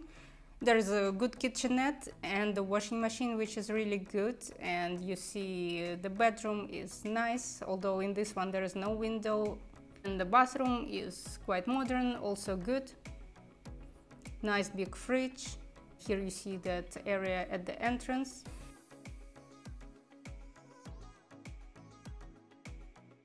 And the second bedroom, that's the nice part of the apartment actually. You can see there is a really nice view on the window, again to the river, to the city. But it's again the same issue, I think, that's in general here that we see in Vietnam. It's with the planning itself. So the room is planned that way that the best view that the apartment has is basically at the bedroom. And it is nice to wake up and open your windows and see this beautiful view. I mean, it's not something that you get in any city, especially here in Nha Trang. The views are awesome. But if you're not there just for 1 or 2 nights, if you're living there, then most of your time that you're inside the apartment, you're not spending it in the bedroom. You wake up and you leave it, and then you go there at night. Most of your time you spend in the living room, either at the table or on the couch. And you want those things to be in a good part of the apartment, next to a window, next to a beautiful view. Basically, if we were to plan such a room, we would put the bedroom more in the darker zone and the living room and the kitchen and the table next to the window with a good view. But of course we cannot do that. But this was the problem with that complex, and not to jump too far in the video, but you will see that it's quite a common problem in other apartments as well, that it's planned just the opposite way. It's like someone who planned it never thought to live at how people will be living there. Even though we really like the apartment complex itself, and it feels really relaxing there because it's kind of secluded. And you have that area for you and other people who live in the same building or having a holiday there. And you can walk there, you can relax there. There is a fitness center right outside in the open next to a pool. It felt really nice, and I would say that if I was here, for example, on a short holiday a week, I think staying there would be quite good. But overall, for the price, it would be about $500 without pool and the gym, all things included. So for that price in Nha Trang, we at that moment especially thought we were gonna have something better. Something not even better, something that would better suit our needs. And if you're new to the channel, my name is Olga, and together with my husband Rene, we spent 1 year in Turkey, and right now we are traveling in Southeast Asia and making videos for people who are like us, wanting to relocate. So we took a taxi to the central part of the city, and really quick we found another apartments for rent. They were right next to the beach. And as you can see, the beach and the promenade in Nha Trang, they are really beautiful, so it's really tempting to live right next to the beach. And the apartments that we found, the building itself, the lower floors is the hotel and the higher floors are the apartments. But what was a bit disappointing from the start with these apartments is that the entrance was, of course, not the main hotel entrance, which is nice and fancy, but it was a bit to the side. And when we came there, we already saw that the entrance is small and there are many people coming in and out. It's a bit messy, and the most disappointing thing was the smell. Like, even without seeing the apartments themselves, if at the entrance you can feel some bad smells, you already don't want to be coming in and out there. But let me show you the apartments themselves. We were shown several apartments, and all of them had the same positive sides and the same negative sides basically, and all of them were 2 bedrooms. For example, this is 1 bedroom, and it would have a window, but the window is to the corridor basically, so you have to shut the curtains all the time, and because the window is of course thinner than a wall, then you would have noise problems if you are staying in this bedroom. So this is basically the living room. It's a table that is facing the wall, a small kitchenette, again in a darker zone of the apartment. This is the bathroom, and the nice area of the apartment is, again, this is a small laundry, and this is the bedroom. So it has a really nice view to the city, to the mountains, and again, I wish this was the living room actually and not the bedroom. This is the second apartment. It's quite similar. It has 1 bedroom, and another bed is right next to the window in the living room. This is the separate bedroom. Again, it's in a separate room, but the window that you see, the curtains are shut on the left. This window is right next to the corridor. So that again will create some noises when people are coming in and out, and because it's a window, it's thin, hence the noise, hence you never open it. And for me it was really unclear, like, why is that window there? In every room that we're shown in this building, always that window. Like, what's the purpose of it? Like, I mean, maybe it's a cultural difference, maybe this is how people are more used to living here, with a window to the corridor in their bedroom, but for me it was really like absolutely not necessary. And if you're a local watching this video, please tell us why is it like this. It's really a mystery for me. This is the bathroom, and here again, for me it's really, the planning of it is really strange. Why is the shower in between the sink and the toilet? Like, why? It feels really like against the logic, but it is what it is. We didn't like it, we moved on.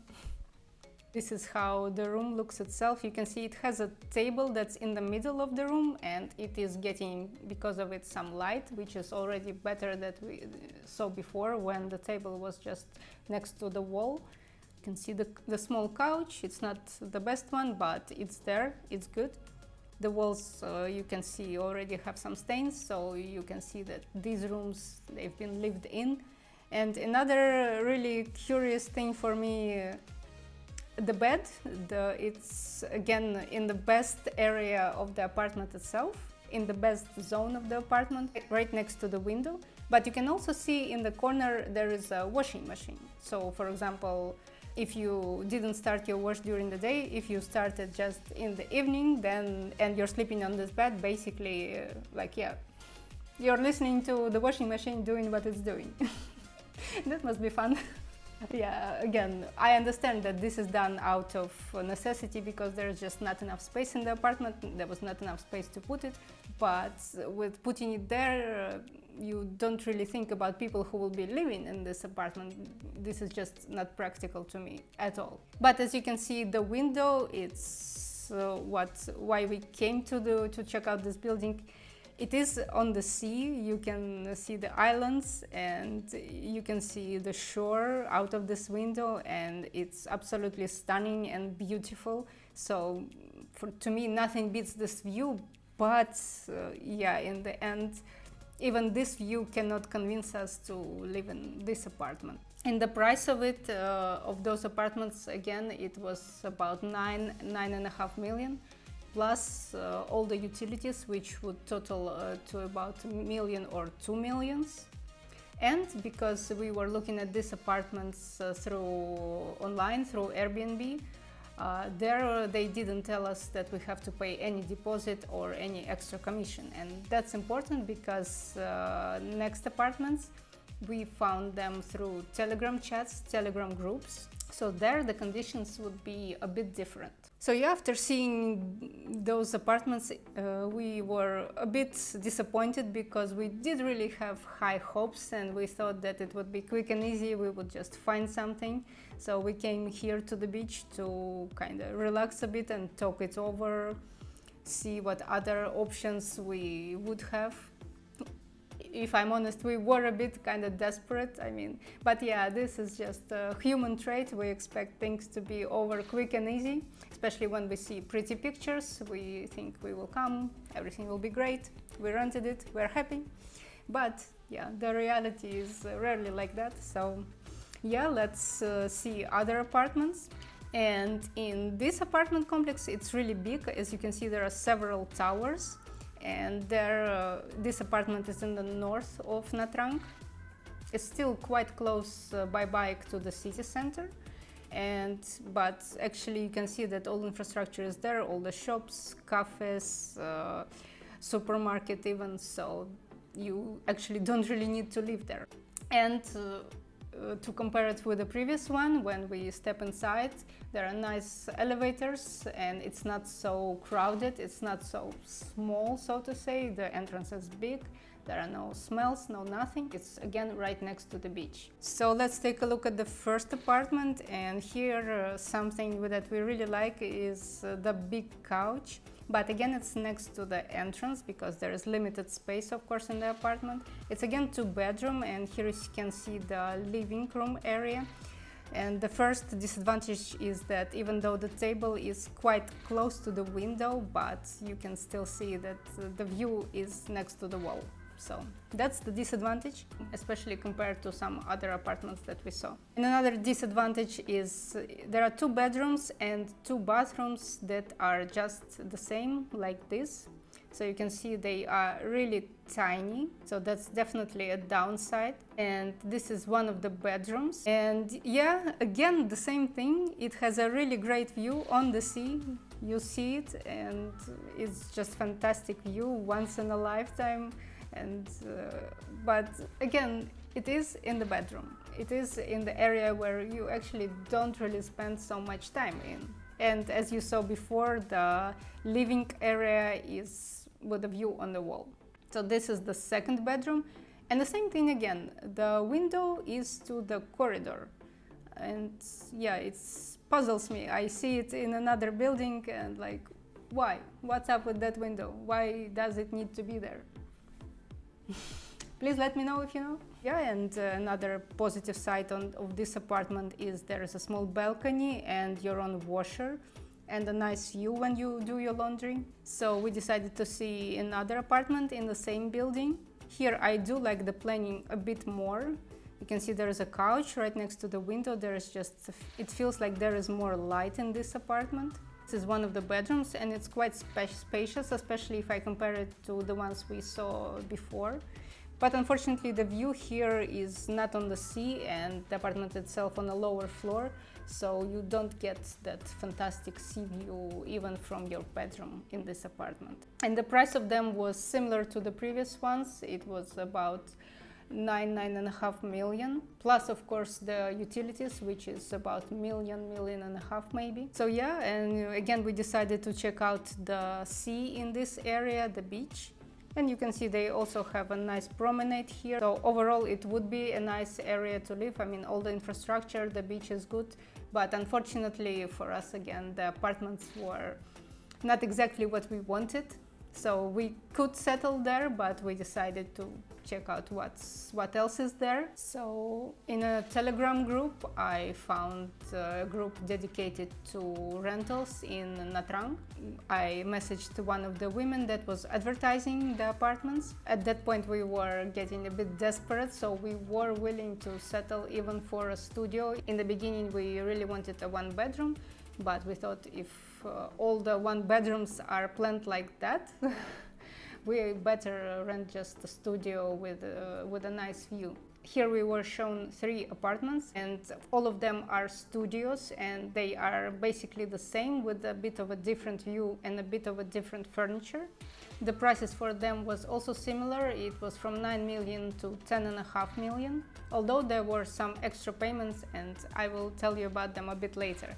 So the first apartment is like this. It has a nice sea view, but as you can see the furniture is wooden. It did have this wooden smell, so depending on if you like it or not, we didn't like so much the smell itself. The first thing that we saw in this apartment, of course, is the just mesmerizing, amazing, awesome sea view. And yeah, you do want to spend some time in an apartment like this. But again, this is the studio and it costs the same money or even a bit higher than the 2 bedrooms that we saw before. But what was different about these apartments that we noticed is that inside the furniture and everything, it was cleaner, it was newer. So that instantly attracted us, especially on the contrast with what we saw previously. So this is the 2nd room that we saw. And here it had a bigger couch, but unfortunately it only had a really small table and the view was on the sunny side, and as I told you before, the room is overheating. That's why the curtains are drawn, and the view is not to the sea, not directly to the sea, but to the sports field, and that's suggests the noise during the games. And these 2 apartments were 9 million and the 3rd one that I'm showing you now is 10.5 million, so it's more expensive. but you can see it does look nicer with the white and gray furniture. And we were told that people only lived in it for about a week, so it's basically new. And you can see the bathroom, it's really modern, but it is the same as in the previous rooms in this apartment complex. And overall you can see everything nice and neat, and it is a direct sea view. And here we have a nice table, and on the balcony we again have a washing machine, and this is the view. And by walk it's about only 5-minute walk to the beach. Yeah, so you might have guessed that we did choose this apartment, but it did come with some drama. So if we are returned 1 million of the deposit, then we pay 13.25 million, which amounts to $560. And if we are not returned the deposit at all, it would be $600 in total. And it might seem like not very high price for such a great view and a new apartment. And I would agree if I didn't know the prices in general in Vietnam and in Nha Trang. Because I do know that people rent here long-term for about something like 6 million, and it's quite a decent apartment. It doesn't have a sea view like this, but it's still quite decent, and it's 1 or 2 bedrooms, or sometimes it's even a house that's just further away from the city center. And that makes it $250, $350 a month. So you see, if you compare it to that price, we are already paying double. But we decided to pay it for the niceness of this apartment, for the cleanliness, for the sea view. So overall we are happy that we have it, and we are in the end okay with the price, although in the future we would probably learn from our mistakes and try to get to the bottom of it, to exactly how much we are paying for what, so there is no misunderstanding with that. And yes, even though this apartment is almost perfect, maybe not in size, but with the sea view. And in this video we will share things not to do in Vietnam. Oh, but I want to do them. Can I? Don't leave your passport as a deposit for anything. So here in Vietnam it's quite a common practice to rent a bike, so you can move around easily. But when you do it, you are most likely to be asked a deposit that will be returned to you after you return the bike. But if they ask you to leave your passport, never do it. It is quite a common scam going around that, for example, when you return your bike, they see that there is a scratch, there is something broken, and they actually tell you that you did it, and you actually didn't. They already gave you a broken bike, you just didn't notice it. So of course, if you left your passport as a deposit, you will be more or less forced to pay that money to get your passport back. And that sum of money can be quite significant. Another thing with deposits is, for example, with apartments, is also quite a common practice that, especially if you're staying for long term, a month or longer, you will be asked to leave some deposit, so that when you check out, if everything is okay, then that deposit is returned to you. And of course, when you do it in person, that is okay, that is common practice. But for example, if you're renting an apartment on Facebook Marketplace, there is another common scam where a person pretends that they have this apartment, but it will be gone really quickly, someone else will rent it out, so please transfer me this amount of deposit money, and then when you come, this apartment will be for you. And the scam is, of course, after you transfer the money, you never see them again. And you might think, oh no, I will never fall for a scam like this. But they do it quite smart, because the pictures are really good, better than you saw in other places. Apartment is like apartment of your dreams. And they tell you that, yeah, it is a great apartment and the price is really low because I want to rent it out quickly, but if you don't transfer me the deposit, someone else will take it and it will not be available anymore. So that is how they persuade you to transfer that money. The solution is, don't do it. Don't trust those pictures before you come and see it for yourself. Don't forget to take off your shoes when you're entering your room or the building. It is a custom here in Vietnam that when you're inside the house, you should not wear any shoes, because traditionally people quite often even sit on the floor and even eat all together on the floor. That's why the floor has to be kept clean. And if you're in doubt, should you take off the shoes or should you not, just look at a Vietnamese person in the same room. Are they wearing the shoes or are they not? Because sometimes in modern buildings where all the rooms are rented mostly to foreigners especially, then in the whole building you can wear the shoes, but in your room you should be taking them off. But in a more traditional houses, like for example here, we are living here now, it's basically a homestay. The family lives on the first floor and the rooms above are rented out. And they take off their shoes right at the entrance of the building. So as soon as you step inside, you should be without the shoes. Sometimes even in small local shops you will see that the person who is working there, they are not wearing shoes inside and their slippers are on the outside. But of course in big chain shops like for example Winmart supermarket here, you should not take off your shoes. Don't drink tap water when you are in Vietnam, and we ourselves don't even use it for cooking. Sometimes people have special filters on their tap, so you can technically drink that water, but when in doubt, I would say it is the safest to buy bottles of water and drink that and use that for cooking. Another thing that you might not pay attention to if you don't know about it is the ice that's used in the drinks. And of course here in Vietnam it's hot, it's humid, you do want a cafe latte with ice or any other juice with ice. To be 100% safe, you basically have to ask for no ice. But there is a pro tip, and if you want to be sure that the ice is a good one, it's made from drinking water and not from the tap water, just look at its shape. If it's more round and especially if there are holes inside, that's the good ice, that's safe to drink. And if it looks more like crushed ice, then that ice is not good, and don't drink that water unless you want to spend a night or two locked in your room having all kinds of fun. Don't say no.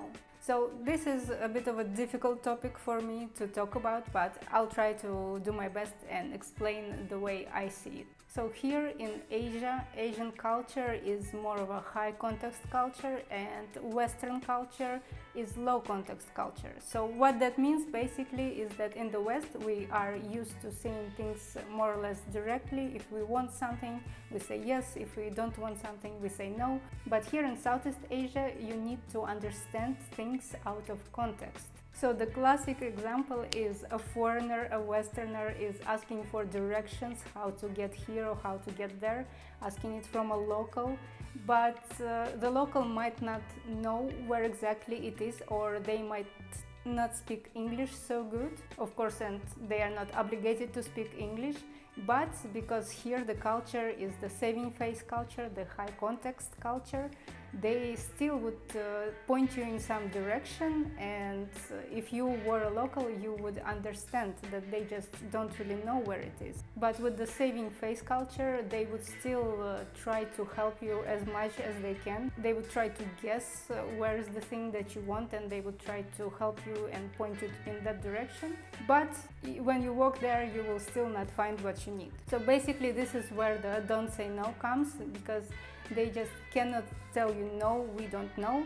They try to help you. And of course this is not happening 100%, but in quite many cases, and quite many foreigners are complaining about it. But this is the difference in cultures in the Western and Asian culture. So for us, for ourselves, after living here for some time, we started to understand more of the context. So we just started to notice more by the expression of the person's face, if they actually know what you're asking of them, or is it just to save face. And of course both cultures are the way they are, and we cannot just come here and change it.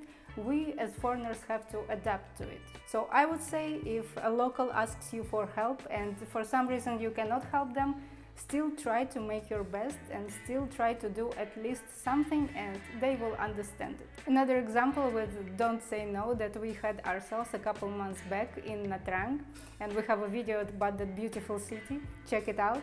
So there, when we weren't in an apartment, and we did have some issues here and there, and we would try to message our host that is this possible, or we're having issues with this.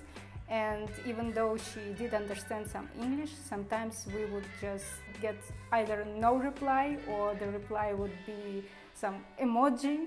So from that we would understand that this thing just cannot be done. And of course the communication wasn't always difficult, but there were times where we just couldn't understand. Can she help us or can she not? So we had to just assume out of context. Don't cross the roads in Vietnam. No, of course that's a joke. The traffic here can be really crazy. There are some tips if it feels impossible and dangerous to cross the roads.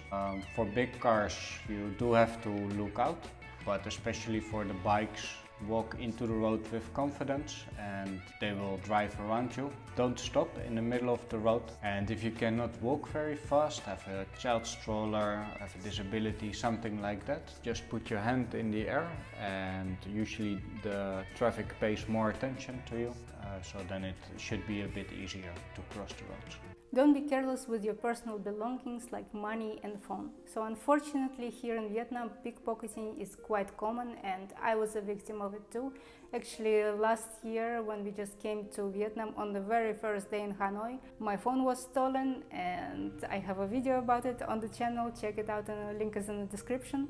But the gist of it was that I was tired and I had a backpack, it was on my back, I wasn't careful about my phone, I put it in my backpack and it was stolen in a crowded place. And I do hear many stories where people would be just walking on the road, talking on the phone, recording a voice message like this, or even just sitting and typing something, and the person on the bike, a thief, will come by, just snatch the phone out of their hands.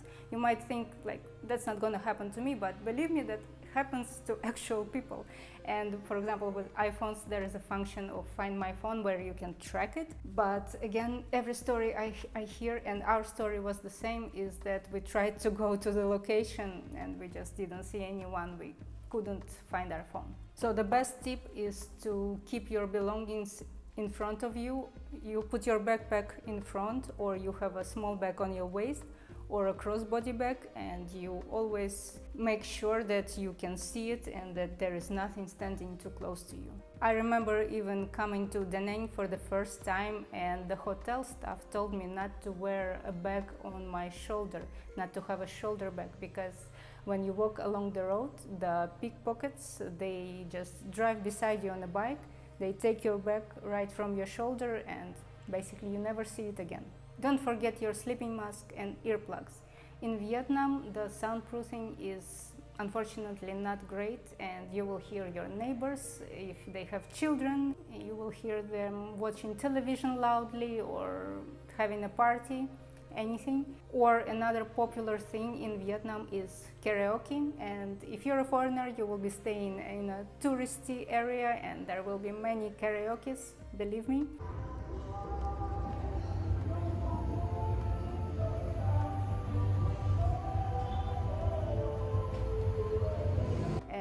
The law says that now they have to stop at 10 p.m. but when we were just living in Da Nang a couple of months ago, the karaoke nearby sometimes would go to 10:30, 11 p.m. So if you're going to sleep early, then I would say earplugs is a must. Also, if you're staying in more expensive apartments / hotels, then there will be a good sun-blocking curtains, but in cheaper places, in hostels, in homestays, the curtains might not block out the sun. So for that I would definitely recommend a sleeping mask, because the sun rises at around 5 a.m. So if you don't want to wake up that early, get your sleeping mask. Don't come to Vietnam during the wrong season. So depending what you're expecting from your holiday, you might come in the wrong season for that. For example, if you want a beach holiday, I would say that during autumn and winter you will not be able to swim in Da Nang on Nha Trang. The waves there are quite strong, and quite often in autumn and in winter we saw the red flags on the beach, so the swimming wasn't allowed at all, and the season starts approximately in April and goes all the way till the end of August. Outside those months, you might be able to surf, but you won't be able to enjoy beach time. Don't forget warm clothes and an umbrella. So you might be expecting that Vietnam is a tropical country, it's hot everywhere here all year around, but you might be surprised there is even snowing in Vietnam. Vietnam is quite a long country, so all the way in the north, in Hanoi and to the north, in the winter there will be snowing, and in the south it will be quite pleasant still and there will be no snowing at all. So for example, if you plan to visit cities like Hanoi or very beautiful and popular city Dalat, I would definitely recommend having jeans and some warm sweater and also good shoes, because the temperature there can drop way below 20 degrees, way below even 15 degrees. But at the same time, there is a rain season, typhoon season in Vietnam. For example, when we came here in October to Da Nang, it was raining almost half the time, and even now in May it is supposed to be already dry season, but we are in Hoi An and it is pouring rain at around 6 p.m. almost every single day. So the takeaway here is the weather in Vietnam is unpredictable. Have some warm clothes, have some rain jacket or an umbrella, or you will be of course able to find it and buy it here. But don't underestimate the weather and always check it before you come.